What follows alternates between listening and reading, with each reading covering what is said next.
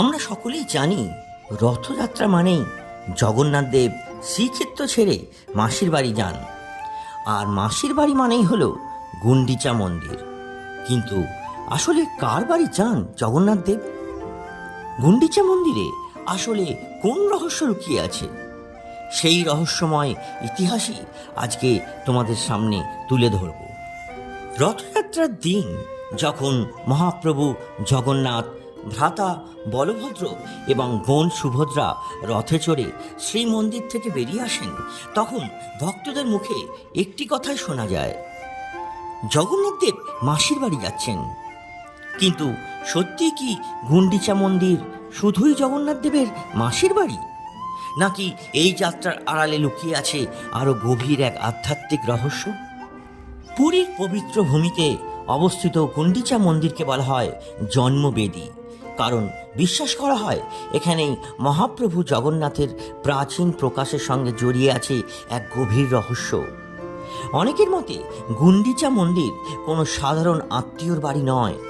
এই স্থান আসলে সেই পবিত্র ভূমি যেখানে মহাপ্রভুর প্রকাশের সঙ্গে জড়িয়ে আছে রাজা ইন্দ্রদ্যুম্নের অমর ভক্তি ও সাধনা। কথিত আছে এক সময় রাজা ইন্দ্রদ্যুম্ন নীলমাধবের সন্ধানে ছুটে বেড়াচ্ছিলেন। বহু তপস্যা, সাধনা ও ভক্তির পর তিনি এমন এক দিব্য সংকেত লাভ করেন যা পরবর্তীকালে জগন্নাথ দেবের প্রকাশের পথ খুলে দেয়। তাই অনেক ভক্তের বিশ্বাস, গুন্ডিচা মন্দির হল জগন্নাথ দেবের মাসির বাড়ি নয়, বরং তার প্রকাশের পবিত্র ভূমি, যে ভূমিতে ভক্তির শক্তিতে মহাপ্রভুর আবির্ভাবের পথ তৈরি হয়েছিল। আর সেই কারণেই রথযাত্রার সময় জগন্নাথ দেব নিজেই শ্রীমন্দির ছেড়ে গুন্ডিচা মন্দিরে যান। ভাবুন তো, যিনি সারা বছর রত্ন সিংহাসনে বসে ভক্তদের দর্শন দেন, তিনি হঠাৎ একদিন কেন নিজের মন্দির ছেড়ে রথে চড়ে বেরিয়ে পড়েন? এর পেছনে রয়েছে এক গভীর আধ্যাত্মিক অর্থ। শ্রীমন্দিরে জগন্নাথ দেব রাজাধিরাজ, কিন্তু রথযাত্রার দিন তিনি হয়ে ওঠেন সকলের প্রভু। জাতি, ধর্ম, ধনী, দরিদ্র কোনো ভেদাভেদ থাকে না। মহাপ্রভু নিজেই বেরিয়ে আসেন মানুষের কাছে, আর গুন্ডিচা মন্দিরে পৌঁছে যেন তিনি ফিরে যান তার সেই প্রাচীন স্মৃতির কাছে, যে স্মৃতির সঙ্গে জড়িয়ে আছে তার প্রকাশ, তার ভক্ত এবং তার পৃথিবীতে আবির্ভাবের রহস্য। কিন্তু এখানেই শেষ নয়। ধর্মীয় বিশ্বাস অনুযায়ী গুন্ডিচা মন্দিরকে কখনো কখনো জগন্নাথ দেবের জন্মস্থান বলেও মনে করা হয়। তাই রথযাত্রাকে শুধু মাসির বাড়ি যাওয়া বলে দেখলে হয়তো এই মহাযাত্রার প্রকৃত আধ্যাত্মিক তাৎপর্যকে কিছুটা এড়িয়ে চলা হয়।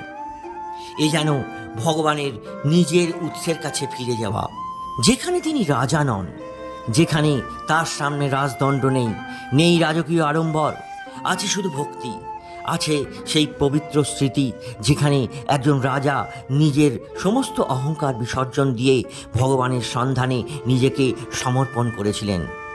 আর এই কারণেই বিশ্বাস করা হয় রথযাত্রার সময় জগন্নাথ দেবের গুন্ডিচা যাত্রা আসলে কোনো সাধারণ পারিবারিক ভ্রমণ নয়।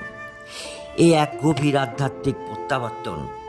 ভগবান তার ভক্তের কাছে যান, ভগবান তার প্রকাশের ভূমিতে ফিরে যান, আর ভক্তদের মনে করিয়ে দেন যেখানে সত্যিকারের ভক্তি আছে সেখানেই ভগবানের আবির্ভাব ঘটে।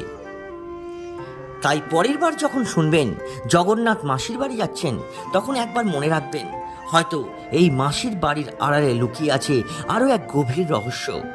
হয়তো গুন্ডিচা মন্দির আসলে সেই পবিত্র স্থান যেখানে মহাপ্রভুর পৃথিবীতে আবির্ভাবের স্মৃতি আজও জীবন্ত।